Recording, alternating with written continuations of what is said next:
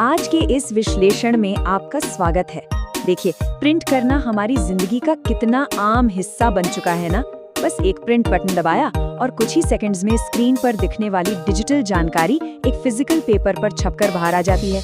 लेकिन क्या कभी ध्यान दिया है कि उस एक क्लिक के बाद मशीन के अंदर आखिर होता क्या है? स्क्रीन की कोई फोटो अचानक कागज पर कैसे उतर आती है? आज हम उसी प्रिंटर के अंदर छुपी एक हाई स्पीड माइक्रोस्कोपिक फैक्ट्री की सैर पर निकलने वाले हैं। ये जर्नी डिजिटल और फिजिकल दुनिया के बीच के एक बेहद शानदार ब्रिज को एक्सप्लोर करेगी। तो चलिए शुरू करते हैं। आज हम जिन मुख्य टॉपिक्स को कवर करने वाले हैं वो कुछ इस तरह हैं। सबसे पहले एक छिपी हुई माइक्रोस्कोपिक दुनिया, फिर इंकजेट इंजन के अंदर का नजारा, उसके बाद CMY के ऑप्टिकल इल्यूजन को समझेंगे और फिर लेजर प्रिंटर और स्टैटिक इलेक्ट्रिसिटी का कनेक्शन देखेंगे। आखिर में प्रिसिजन पार्ट्स, पेपर और इस डिजिटल से फिजिकल ब्रिज की पूरी कहानी पर बात करेंगे। चलिए फटाफट आगे बढ़ते हैं। तो शुरुआत करते हैं पहले हिस्से से, छिपी हुई माइक्रोस्कोपिक दुनिया। जब हम वो सिंपल सा प्रिंट कमांड देते हैं तो शायद लगता है कि मशीन बस इंक को कागज पर ऐसे ही पोत रही है, लेकिन सच कहूं तो वो एक क्लिक मशीन के अंदर बिजली की रफ्तार से होने वाले बहुत ही कॉम्प्लेक्स और माइक्रोस्कोपिक इवेंट्स की एक चेन स्टार्ट कर देता है। दरअसल ये कोई मामूली डब्बा नहीं है, बल्कि मिलीसेकंड्स में काम करने वाली एक पूरी फैक्ट्री है। होता ये है कि कंप्यूटर प्रिंटर को पेज का पूरा ब्लूप्रिंट भेजता है, जैसे margin, font, image size. Printer का अपना कंट्रोलर बोर्ड इन डिजिटल इंस्ट्रक्शंस को डिकोड करता है। और सबसे मजेदार बात पता है क्या है? प्रिंट कोई स्मूथ पेंट की लेयर नहीं होती। ये बोर्ड पूरे पेज को लाखों बेहद छोटे छोटे डॉट्स में तोड़ देता है। ये डॉट्स इतने परफेक्टली अरेंज्ड होते हैं कि हमारी आंखें इन्हें अलग अलग पकड़ ही नहीं पाती और हमें एक पूरी तस्वीर या टेक्स्ट दिखाई देता है। अब आते हैं दूसरे सेक्शन पर, यानी इंकजेट इंजन के अंदर। ये वो टेक्नोलॉजी है जो शायद आपके घर या ऑफिस में सबसे ज्यादा इस्तेमाल होती है। इसके अंदर का नजारा तो और भी हैरान करने वाला है, जहां लिक्विड इंक का सामना बेहद सूक्ष्म माइक्रोस्कोपिक नोजल्स से होता है। यहाँ हमें प्रिंटिंग के दो बहुत ही अद्भुत तरीके देखने को मिलते हैं। इंकजेट प्रिंटर में असली मैजिक करता है प्रिंट हेड, जो कागज पर माइक्रोस्कोपिक इंक ड्रॉपलेट्स फायर करता है। ये बूंदें इतनी छोटी होती हैं कि आप इन्हें नंगी आंखों से देख ही नहीं सकते, पर ये बाहर आती कैसे हैं? पहला तरीका है थर्मल इंकजेट। इसमें नोजल के पास एक छोटा सा हीटर लगा होता है। जैसे ही सिग्नल मिलता है, ये हीटर इंक को इतनी तेजी से गर्म करता है कि एक बबल बन जाता है और उसी बबल के प्रेशर से इंक की बूंद बाहर शूट हो जाती है। दूसरा तरीका है पाइजो इलेक्ट्रिक इंकजेट। इसमें हीटर की जगह एक स्पेशल क्रिस्टल होता है। वोल्टेज मिलते ही ये क्रिस्टल अपना शेप बदल लेता है, जिससे प्रेशर बनता है और इंक बाहर निकल जाती है। दोनों ही केसेस में इंक ऐसे ही रैंडम नहीं गिरती, बल्कि एकदम पिन पॉइंट एक्यूरेसी के साथ पेपर पर टारगेट की जाती है। चलिए अब बढ़ते हैं तीसरे सेक्शन की तरफ, CMY ऑप्टिकल इल्यूजन। इंक की बूंदें पेपर तक कैसे पहुंची ये तो क्लियर हो गया, लेकिन अब प्रिंटिंग के एक और जादुई पहलू पर आते हैं, रंगीन तस्वीरों का साइंस, जो असल में एक बहुत ही केयरफुली डिजाइन किया गया इल्यूजन यानी भ्रम है। यहाँ एक बहुत बड़ा सवाल आता है। ये एक ऐसी मिस्ट्री है जिसके बारे में हम शायद सोचते नहीं। सिर्फ 4 रंग मिलकर हजारों अलग अलग रंग कैसे बना देते हैं? प्रिंटर में तो बस गिनती के कलर्स की इंक होती है, सायान, मैजेंटा, येलो और ब्लैक। फिर भी ये एक हाई डिटेल कलरफुल फोटोग्राफ कैसे छाप निकालता है? आइए इस राज से पर्दा उठाते हैं। इसका जवाब छुपा है CMY के हाफ टोनिंग में। देखिए, प्रिंटर किसी पेंट की बाल्टी की तरह रंगों को आपस में मिक्स नहीं करता। उसके बजाय ये सायान, मजेंटा और येलो के छोटे छोटे डॉट्स को एक दूसरे के इतने पास पास रखता है कि हमारी आंखें उन्हें अलग अलग प्रोसेस ही नहीं कर पाती। हमारा दिमाग नेचुरली इन डॉट्स को ब्लेंड कर देता है और हमें एक नया ही रंग दिखने लगता है। यही वो ऑप्टिकल इल्यूजन है, वो छलावा है जो प्रिंटर को इतनी ताकत देता है।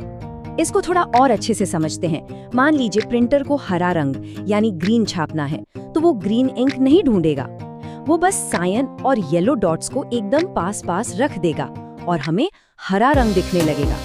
इसी तरह पर्पल शेड के लिए मजेंटा और सायन का इस्तेमाल होगा, और अगर नारंगी यानी ऑरेंज चाहिए तो येलो डॉट्स की गिनती ज्यादा और मजेंटा डॉट्स की कम रखी जाएगी। इन डॉट्स की डेंसिटी और स्पेसिंग को एडजस्ट करके ही लाइट और डार्क शेड्स बनाए जाते हैं। इसे डिदरिंग भी कहते हैं। जहाँ कलर डार्क चाहिए वहाँ डॉट्स घने होंगे और जहाँ लाइट शेड चाहिए वहाँ डॉट्स कम होंगे, ताकि पेपर का सफेद हिस्सा थोड़ा ज्यादा झलक सके। अब यहाँ इस नंबर 4 का एक बहुत खास रोल है। जब हमने सायान, मजेंटा और येलो की बात कर ली, तो ये चौथा कार्ट्रिज यानी ब्लैक क्यों चाहिए?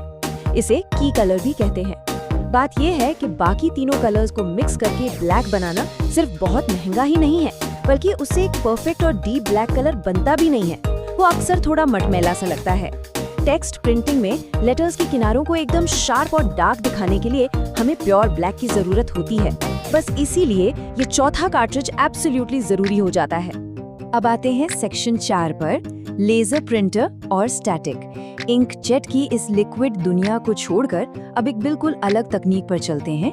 हम बात कर रहे हैं लेजर प्रिंटर्स की, जो लिक्विड इंक को पूरी तरह हटाकर स्टैटिक इलेक्ट्रिसिटी और एक सूखे पाउडर का यूज करते हैं। लेजर प्रिंटर का ये magic basically 4 super fast steps में काम करता है। यहाँ इंक नहीं बल्कि टोनर नाम का एक फाइन ड्राई पाउडर होता है। सबसे पहले मशीन के अंदर एक ड्रम को इलेक्ट्रिकल चार्ज दिया जाता है, फिर एक लेजर बीम आती है और उस ड्रम पर पड़कर सिर्फ उन जगहों का चार्ज बदल देती है जहां टेक्स्ट या इमेज आनी है। इसके बाद क्या होता है, स्टैटिक इलेक्ट्रिसिटी की वजह से टोनर पाउडर सिर्फ उन्हीं चार्ज्ड एरियाज पर जाकर चिपक जाता है।